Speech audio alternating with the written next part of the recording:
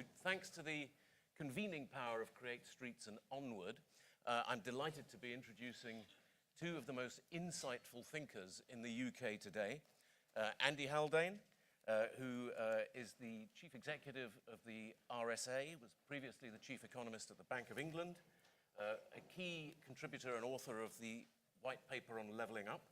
And Andy was one of the few people who made the right call about inflation building up last autumn. So he has got a hotline to what is happening out there in the real economy.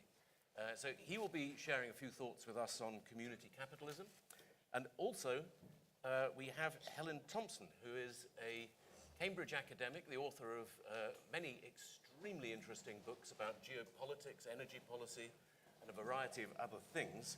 The most recent of which was a book which was called Disorder, which was exactly about geopolitics, collapsing structures, and the importance of energy in that.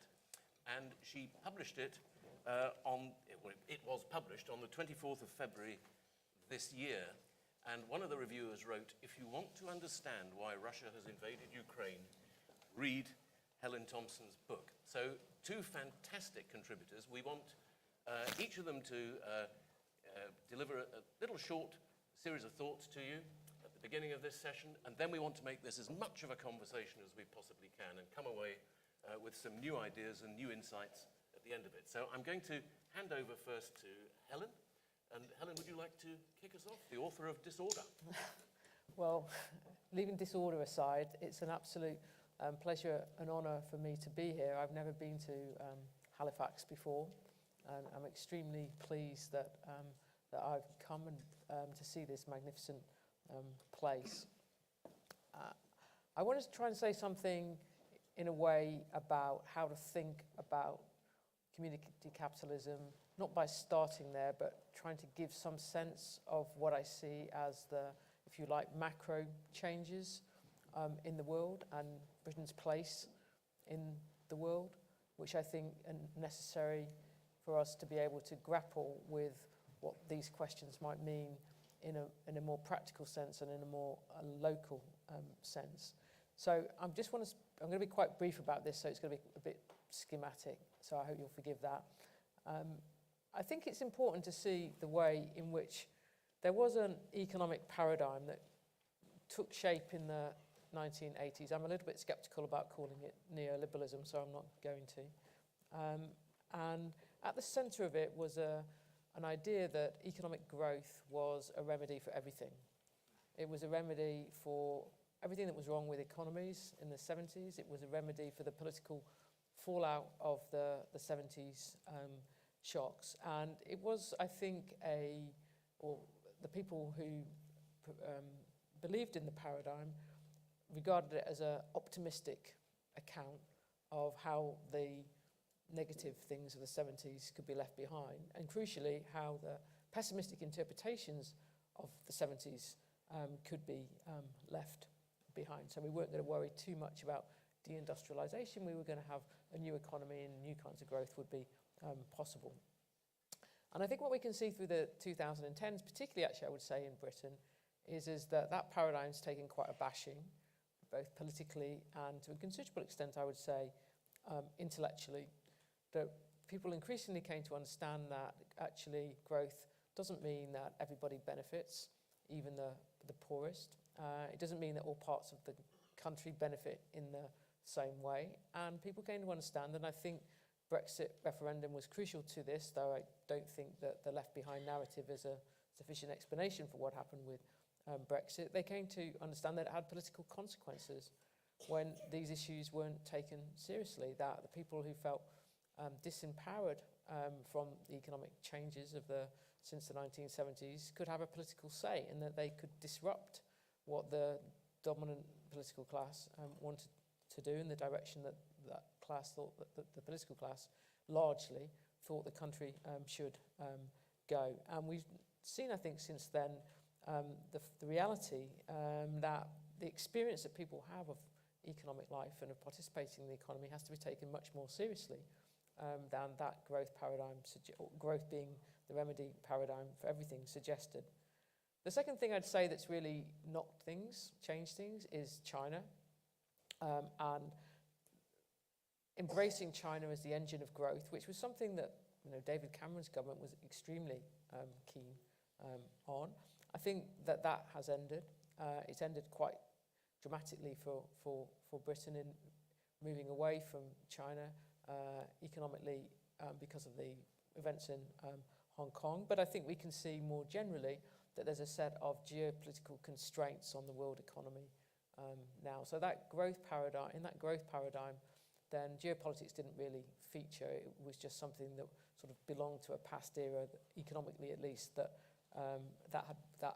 had gone away. We know that that's not the case. The third thing I would say is the pandemic and the war and the ways in which they have focused attention on the importance of resilience. And I think resilience in some sense is a counter to the growth paradigm, the importance of being able to withstand shocks from international supply chains, the importance actually of domestic production. We saw that in relation to pharmaceuticals during the pandemic. I think we're going increasingly to see it in relation to food going forward.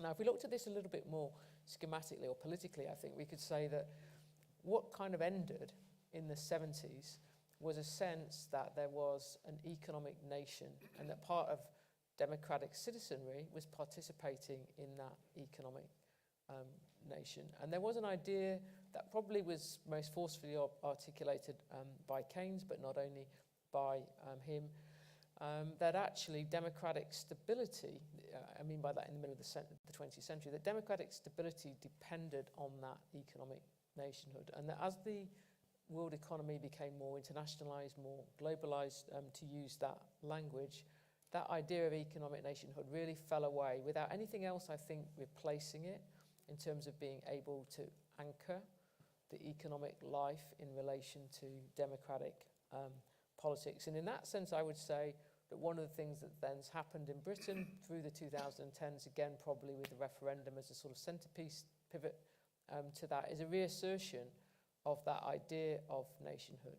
But that then has to translate into something at the local level, I think, as well, in terms of if there's an idea that actually citizens are supposed to be bound together by social and political bonds in economic life, then that has to mean something in their daily economic life, in the way in which that they participate in the economy. There has to be some sense, I think, of meaning beyond the economic, beyond the material, that comes out from being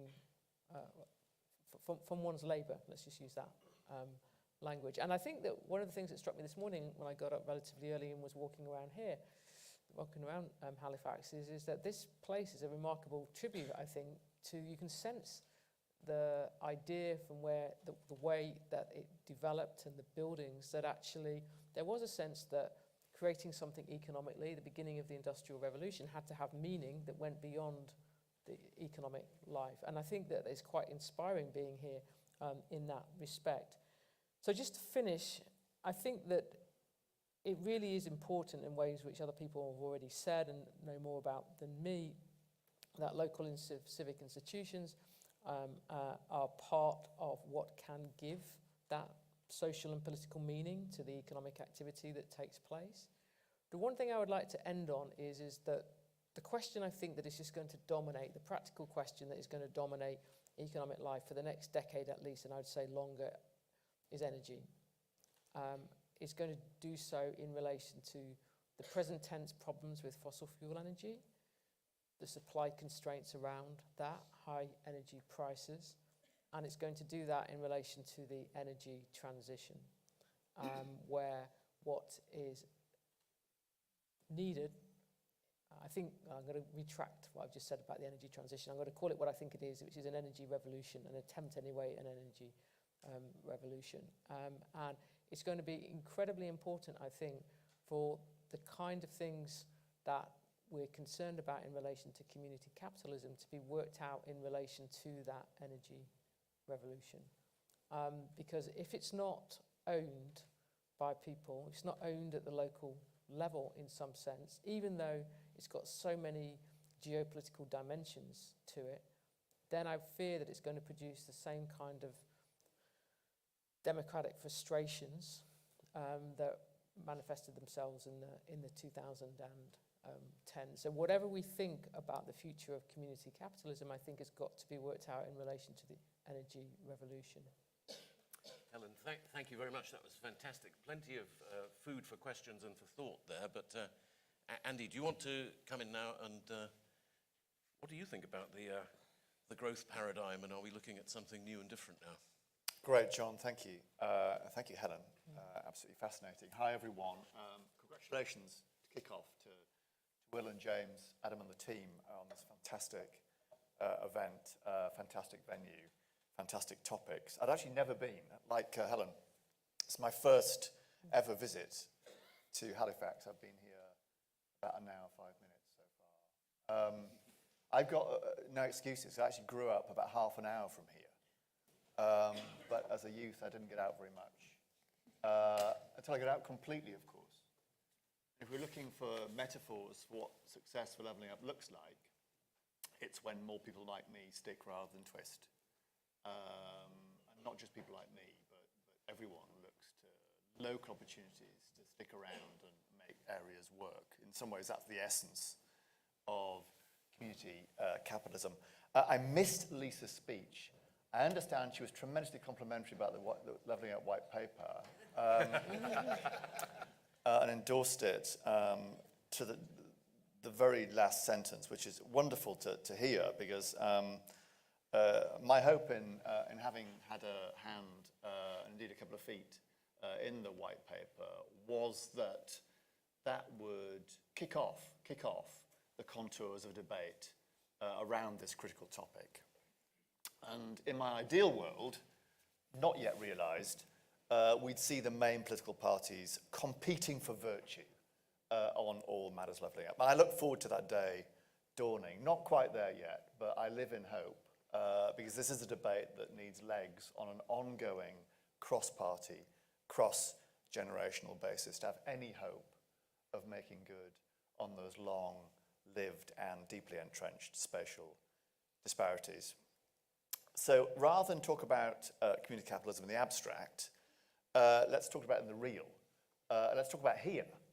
Because actually, I was given a brief tutorial by my colleague John McMahon, who's here, who lives locally in Hebden Bridge, about the Calderdale cluster. Indeed, not 2 Cs, 3 Cs, the Calderdale Creative Cluster, which is some combo, as many of you will know much, much better than me, the emergent growth in the TV industry, in arts, in culture, in literature, with its, among its anchors plainly here at Peace Hall. If you are to create clusters, you absolutely do need those anchor institutions, and we are all sitting within one today. And the reason I think this is a great example of what restitching or regen is all about is because what we see here is an old cluster that was textiles give way to a wholly new cluster that is creative in a way that is rooted in heritage but not bound by history. And that for me is the absolute key to success. When I travel around the UK, as I used to a lot, in my old gig at the Bank of England, you knew the places that were on the up. And that's because their local story, their local narrative, was one, looking forwards rather than looking backwards, and two, was looking upwards rather than downwards. And you apply that self-same test today, that differentiates those places on the up and those places looking down. The narrative really matters. The narrative here is really taking root, is my sense. And indeed, there's a broader point here about the creative industries. Now that I've arrived at the Royal Society of Arts, I can't not talk about the arts and the creative industries, but you should. We don't talk about it enough, actually. It is one of the unheralded heroes of UK PLC, one of the relatively few sectors where we are genuinely internationally competitive, if not on some fronts, leading the world. It generates stack loads of GDP, things like that economists like me like a lot. But it also, of course, generates stack loads of well-being, which I imagine everyone in the room likes quite a lot. The multipliers on investing in the creative industries seem to me to be really, really large. It's not just about the sector, it's the spillover benefits to industry, to transport, to subsidiary industries of various... So 2 months ago, I was up in Sunderland, which is the place where I was born, brought up in Yorkshire, born in Sunderland, looking at what is still currently a barren wasteland along the River Wear, but where the old dry docks are going to be developed, hopefully, into a massive film studio. And the person showed me around said, this is what will be an amazing new creative industries hub. But of course, it won't just be the creative industries that grow here. We will need to have decent transport, decent shops, decent restaurants, decent pubs, decent hotels. You know, if Tom Cruise is to come to Sunderland to make a film, he'll not want to stay at the Premier Inn. Now, there was 2 problems with that statement. One, I was staying at the Premier Inn. And the person telling me it actually booked me in there as well. Secondly, the Premier Inn in Sunderland happens to be located next to the best football stadium in the whole of the UK, in the form of Sunderland, who are also my team, by the way.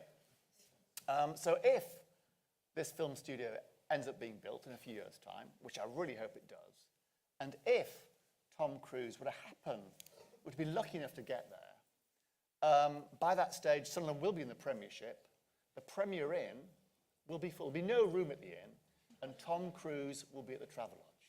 This I predict. Looking ahead for Calderdale, or for any model of community care, what do we need? What are still some of the missing ingredients? Well, let me mention 1 or 2 briefly, and then we'll go one out. One, it's the Holy Trinity, really. The Holy Trinity, which is powers, monies, and people. For places, anywhere to succeed, the secret source of placemaking is that Holy Trinity. So on powers, strides are being made in the Levelling Up White Paper to devolve and decentralise to a far greater degree. If we make good on our devolution mission by 2030, that will be a genuine transformation of powers from the centre out to regions, cities and communities. Do I think that goes far enough? No, I do not. There's much more, I think, needed, not just of powers, but of assets. The transfer of assets to communities. We have a community endowment fund, the government has, that's made good inroads, but only the smallest of inroads so far in endowing local places with assets as well as powers. I'm sure there's been much talk during the course of this conference about not just Devo, but double Devo. Devo to the local, community, hyperlocal level. Again, that is there in embryo in the white paper, but now needs to grow and find fruit. What's true of powers is true equally of monies. You can only exercise those powers if you have the money so to do. More work there needed too. Thus far, the devolution debate, the contours of it have been confined largely to spending. In future, they need to be expanded to include taxation at the local or community level too. Otherwise, we only have half a loaf. And it's not just about taxation. I'm a supporter, as I know is Onward and others, of the idea of having some endowment fund, perhaps one primed with that second swathe of dormant assets that could be put to use, productive use, in communities right across the country. And not to forget, John, with you being here, the crucial role private finance has in regeneration. LNG, to save John's blushes, have been doing amazing work over a number of years on this front. They are levelling up in practice, as, and I know Tom's here too, as are Lloyd's increasingly in spreading their local footprint. More is needed, John, to unlock that huge pool of patient capital and put it to use productively on a local basis among local government pension schemes and beyond. Final point on people. On people. What is true of the institutional ecology of finance is true also of the institutional ecology of education when it comes to people. There is not a higher education institution particularly close to here. Leeds, I think, is probably the closest, which begs the question, has enough been done? And Huddersfield's closest still, is it? Right. Still far enough away to count. I am attracted to the idea of thinking about universities not in this multidisciplinary, huge numbers of students way, but in a more micro, mini, modular way that is specifically shaped to place. We have examples of these springing up. We have Gary Neville's new university. It's called A92. In Greater Manchester, we have MMIT in Hereford. We have the Dyson University, there's one in Milton Keynes. I think this different way of thinking about skill building, practically team-based, modular, place-based, tailored to local business, really has legs in defining that second, the third of the Holy Trinity. Last point, John, I'll definitely shut up. I've spoken about clusters. I'm a great believer in clusters. We see loads, 30, 40 emergent clusters across the UK. That is fantastic news. But the real success for UK PLC will come when we turn those clusters, actual or embryonic, into superclusters. That's what international experience tells us really opens the door to success. And we're better, and what better sector, what better place than here? Why can we not conceive of a Northern Arc creative cluster running fully east to west, whether it's from the Lakes or Media City, through here, through Channel 4 in Leeds, through Hull and Humber, right up to the cultural mecca that will be Sunderland in 10 years' time. If we could join the dots, coalesce the clusters, all the great stuff you see around here today, we could see on a much amplified scale. And if so, that would be community capitalism really working. Thank you very much, Helen and Andy. I'm sure I saw Tom Cruise up the Premier Inn up the hill last night, actually, but I might have been mistaken. But fantastic insights. Please prepare your questions. I'm just going to ask you one, to both of you, before we go to the audience, and that is community capitalism. Is this a sort of red Tory or a blue Labour thing, or is it something completely different and in the middle? Or just something practical as a way of getting things done? Helen, do you want to try that one first? That's pretty hard. I don't think that it has to fall into either a blue Labour or red Tory way of thinking. In part, I think because both of those political agendas have got a set of cultural issues around them that go beyond what I would say are the important cultural issues around economic life itself. And I think myself that it's quite important to try to, in some sense, tie back culture to the economy and tie back culture in the sense of meaning to the economy, the kind of emotion that I was talking about as I was walking around Halifax this morning, and not get that caught up in the set of issues that I'm going to call the culture war issues for a shorthand way of describing them. And I think if the project of community capitalism sort of gets bound up with an idea of restoring something from the past that has just gone for good, There are certain aspects of the past that are not coming back, though we want to restore something, I think, in sense of cultural meaning that was there and has gone. That would not be a helpful development. And I'm not saying that to knock either Blue Labour or Red Toryism, not least because Maurice Glasman would never forgive me if I really knocked Blue Labour. But just to say that I think that there are other ways of thinking about it without going into that space. Fantastic. And is it just something that feels a bit nostalgic, Andy? How does community capitalism gel with the requirement for fast growth? I mean, your creative industries thing's a great example, and one of the great programs from here, from Calderdale, is of course Happy Valley, which was a fantastic series. Yep. But can you really deliver fast growth as well as community capitalism? Oh, I think so. I'm not sure you can deliver fast growth without it, to be honest. So, I mean, to your question, John, I mean, and Maurice is also a friend and colleague, and there's no question that my thinking has been shaped importantly by conversations around that. I think the key insight for me, though, is that when we think about what's the right unit with which we think about statecraft, right? It plainly should not be just the state, a centralized state. Plainly, it should not be just the individual. There is a unit of statecraft in between that is a community.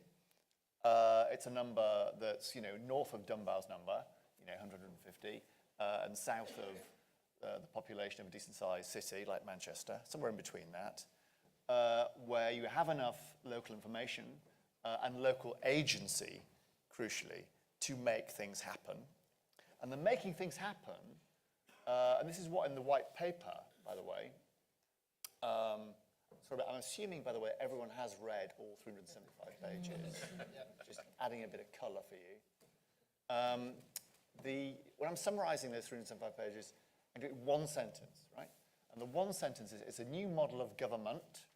Let's park that bit for a moment. And a new model of governance. And the key governance point is that governance locally is a team sport. It is the coalition of local government, local business, local finance, local community actors of various types. And in that sense, whatever you call it, whatever colour of the rainbow you pick, that for me is the essence. And underpinning that are a set of civic, not national, civic institutions that give that framework, that governance, longevity, and decision-making powers. And if you have those raw ingredients, you have a fighting chance, not just to flourish, but actually to grow more broadly. Right, fantastic. Let's go out to the audience. Yes, do you want to lead us off? Yeah, I'm Robin Tuddenham, I'm the Chief Exec of the Council here. Welcome to Halifax. I would say that Tom Cruise wouldn't be a big surprise. We've had Robert De Niro, Samuel L. Jackson, and Sharon Jones in recent months because of what's going on. So, who needs Tom Cruise? Yeah. So he'll be welcome, but yeah, we're used to it. Just two sort of quick questions, really. One, the role of philanthropy and the role of philanthropy capital in a community capitalist response. So my question, really, in my role as I'm a trustee of the Mankelly Chase Foundation with an endowment around 160 billion. We're working with other foundations to try and bring some of this together. Because you're talking about 6-7 billion. Is there a potential to leverage some of that to really do something differently? There's also, actually, I think around the national role, around the role of dormant assets. We're trying for years, locality, to try and use some of that money. Could we try and do that is one question. But the other thing, Andy, just since your white paper's been published, I think even more so than then, the focus on early intervention and early help and the power of money going to there. In McAllister Review this week around children's social care. The focus on, for me as Chief Exec, we spend around, commission voluntary community sector actually, 4 or 5 million a year on early years. We've got a £120 million highway project up the road. The highway infrastructure money that we could, trying to think about those kind of interventions as social infrastructure investment, and really shifting money. The money we spend spend on physical infrastructure versus the things that really would shift the future of people's lives and community is all wrong. And we've been trying, I know people try and talk to the Treasury about this for years. And we keep trying. Keep talking. This is a moment to try and do it. Do you want to pick up some of those points, Andy? Yeah, I've got a nasty feeling Robbie will violently agree on all of those. Yeah. I mean, as you know, at page 78, there's a lot on social capital, social infrastructure, social fabric, littered through that. It's quite unlike, I think, any previous government document in that respect. I think much the better for that. Metaphor sometimes used is making a place is a bit like making a cake. You miss out a core ingredient, and the cake falls flat. And social capital, social infrastructure are plainly a key raw ingredient. Or put differently, if you look at the success stories, the growth diagnosis in the UK since the Industrial Revolution, it's plainly been, it's required purpose of action from the public, the private, and the third, I hate that word, voluntary sectors acting in tandem to make good stuff happen. That's been the roots of every industrial revolution. Self-same model was followed with the vaccine program. It was the public sector, the private sector, and the voluntary sector, crucially, acting in partnership to deliver the vaccines from lab to arm in treble-quick time. So absolutely, philanthropy needs to be front and centre in the local, indeed, and the national growth story. Part of that is having their contribution, the social capital they accrete, better understood. So what's better measured is then better managed and better rewarded, including financially, through that second, either the first or the second swathe of dormant assets on beyond. And on social infrastructure generally, I mean, your point about early years, I'm sure everyone in the room would agree with. Thinking imaginatively about early years interventions that would give young people the mix of skills they'll need for the jobs of tomorrow, bearing in mind they'll be working living 100-year lives and working for 70, 80 years. Think creatively about creative and practical skills, instilling that. That's actually, as it turns out, a core area that we at the RSA are working on right now. What would be the programs that we could get into the early years sphere that will be overtly creative, overtly cross-disciplinary, overtly team-based, because those are the skills of the jobs of tomorrow. Great. I'm going to get a couple more questions, and we'll take them together. So I think, sir, you had your hand up first, and then sort of about 2/3 of the way back on that side. So do you want to go first, and then I think you after that?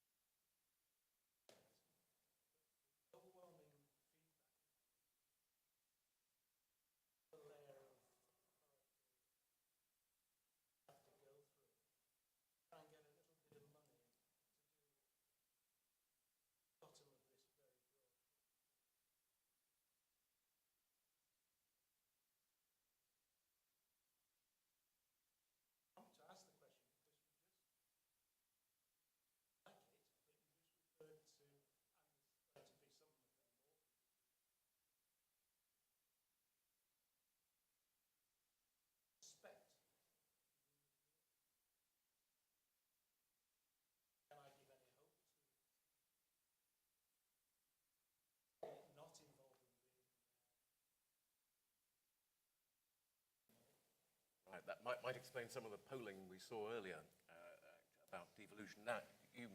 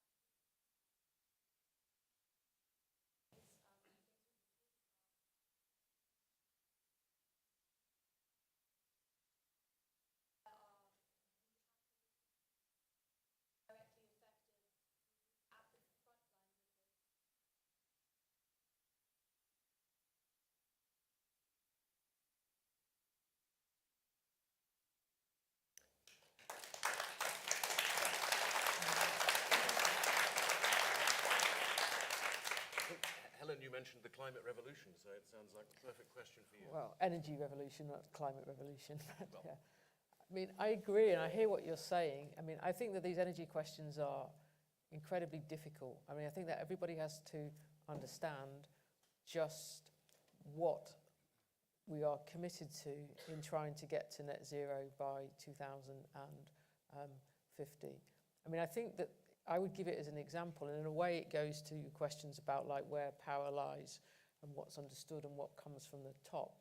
If you think about that moment when the British government, at the end of Theresa May's government, committed the country, legislated for net zero by 2050, I think it was June, it was either May or June of 2019, we were all still preoccupied by Brexit because Brexit question wasn't resolved at the time. That was an extraordinary and unnecessary commitment.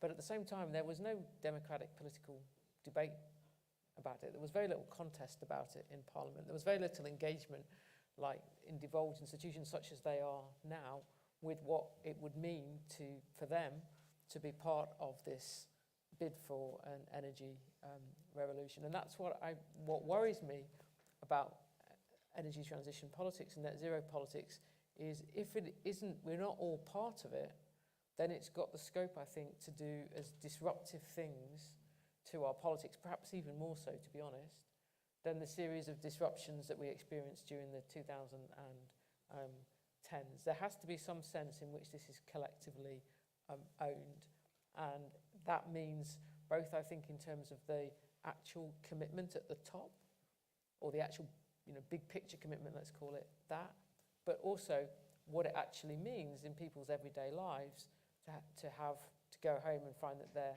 heating system works in a completely different way than it did a few years ago. And so I think that the energy revolution has got to be sort of embedded into absolutely everything in the way in which we think about these questions, because it is going to preoccupy us all for decades.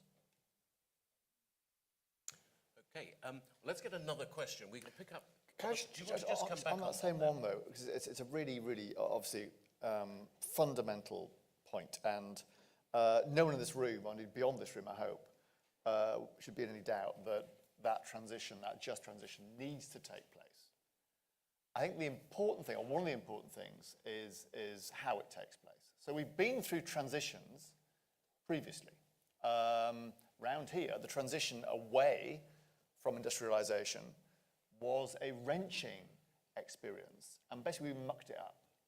And we mucked it up because we assumed that when old things, industries die, others will naturally emerge to fill the space. And that was a total misthink. That didn't happen. That's why we're having a levelling up debate. That's what left behind means. And the lesson from that, it's relevant also to the tradition we're on now, is you need an active strategy to harness and fertilize and sow the seeds of the industries of tomorrow. And that, in levelling up terms, is actually a real opportunity. It's a challenge, but also an opportunity. Because the largest emitting parts of the UK are those parts most in need of levelling up. So by having a clean, green industrial strategy, you serve double duty.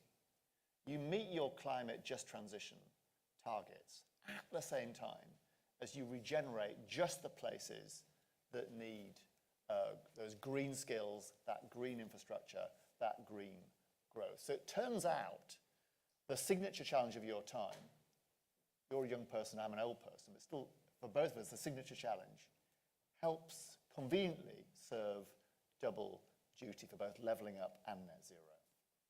Okay, fantastic. So in the second, we'll take two questions. If you go first in the second row, and then let's go one, two, third row back. You've got a hand up in the white top. So. Hi, I'm Mike Riddell from Community Growing, which is based in Stoke. In order to avoid the same problems that social capital and social value have encountered, given that we've got the Social Value Act from 2012, which has done absolutely nothing for communities, nothing at all, how do we define community capital, and how do we measure community capital so that communities can produce this and be rewarded for producing it? Okay, fantastic question. And let's take the other one from a bit further back. There was, yes, sorry, yeah. So I'm Kat Armstrong, I work at Godfrey. My question is about community capitalism. I really like the point about community capitalism. And it made me think about in Blackshaw Head, there's a community to build it and they profit from it. But the thing is, it's a really hard thing to do.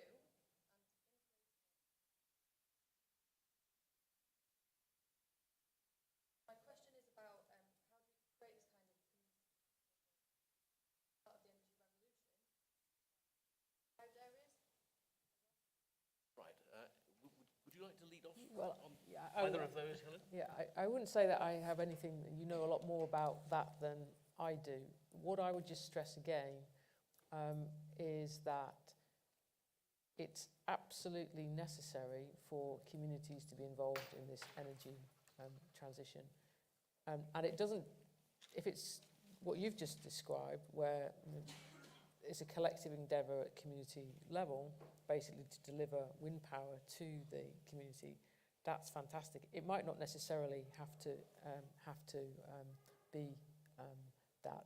I think the thing that concerns me is like, how do we simultaneously understand what the big picture energy situation is, and the risks that are involved in that, and how we deal with questions about time in relation to how long we still have to use fossil fuel energies for, whilst they get ever more expensive, a point that's been brought home to us very clearly over the last few months, whilst we're simultaneously moving ahead with what is necessary and new, and we ground that both in the sense of like how, in a way, as Andy said, that the energy transition can actually be empowering, it can actually create jobs, but actually it can be something that is owned in a sense of having meaning for everybody, because I mean, I'm perhaps a little bit more sceptical than Andy about how much growth, whether it can really, I do believe it can be a growth strategy, but I don't think it can just be a growth strategy. I think you've got to, that there are going to be some harder aspects to the energy transition too, including engaging perhaps with us using less energy.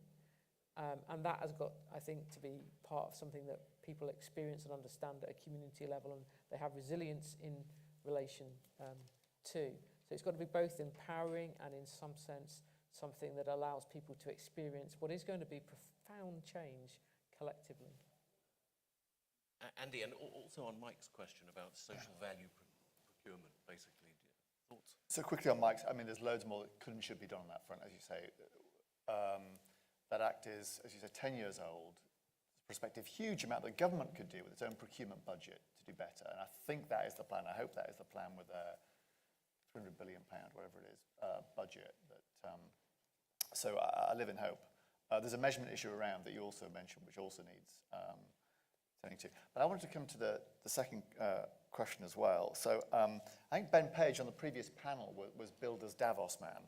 So I'm anti-Davos man. So not only do I not go, while it's going on, I typically try to find the place on the planet that's least like Davos to go to. So a few years ago, I went to Orkney during Davos, which is quite unlike Davos. There's no trees or people. And there's no trees because there's so much wind. And the reason this story is going somewhere is because up in Orkney, I learned that the very large wind turbines that we now see were first invented up in Orkney. And then early on, they were developed and then the rights sold overseas, such that all the big wind turbines now manufactured and produced not in this country. There's an example, if you wanted one, of rather poor industrial strategy, wouldn't you say? Now, this story has a happier ending, because actually, latterly, eventually, we discovered that actually we have a lot of wind in this country, haven't we? And not only lots of wind, why don't we start producing the whole supply chain that goes from wind right through to energy? That is now happening. All sorts of clusters around the country, including around the Humber, as you will know, where the whole supply chain is being built in the locality, right down to the skills provision. So you used to ask, Jürgen Meyer used to run Siemens, huge presence in Hull. Where do you get your people from to do all the engineering jobs at Siemens?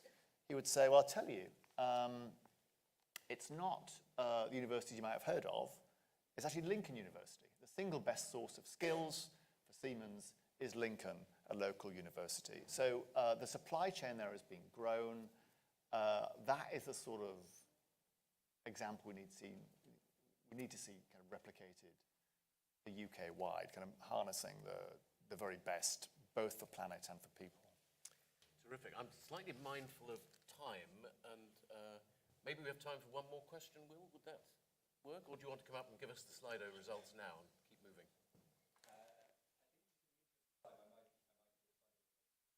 Perfect. That's all right. I mean, there have been so many hands up during this conversation that I'm sorry for those people who didn't get a chance to ask their question. But how did the Slido emerge? So I have a number of different housekeeping announcements. Right. So firstly, the Slido. So 34 of you voted. So not all of you, but still a substantial number. And I say that for a reason. The question was, if you had to choose which of the following statements would you move forward with. Empowering local leaders and communities isn't important. We should focus on other things. Perhaps unsurprisingly, 0%. Empowering local leaders and communities is very difficult and unlikely to happen. 0% of you said that too. Empowering local leaders and communities is possible, but does not really matter to level up. 0% of you said that too. So 100% of you, literally 100% of you, perhaps there's a really real preference because of the fact that you're already in the room, but 100% of you said empowering local leaders and communities is possible and really matters to levelling up. So a very clear statement there. Now, the other things that I wanted to say, so this is a conference called Restitch, so it's entirely appropriate that 2 buttons have been handed in. They come off people's jackets. People would like to literally restitch the buttons onto their jackets. Please come and see me during the lunch break. We are now going to lunch. Lunch lasts until just about 10 to 1. There are lunch boxes, which are, if you go out of the Square Chapel, turn right into the Peace Hall. They are there laid out on tables in bags, and you can take them and you can listen to the soapbox, which is set up outside as you're having your lunch in the beautiful piazza of the Peace Hall. And the final thing, just while you are having your lunch, please make sure you know where the breakout rooms are. I'm going to try and bring up the posters, which are, there is one by the stars, by the registration desk, where you're putting stars on the registration. There is one just outside in the Peace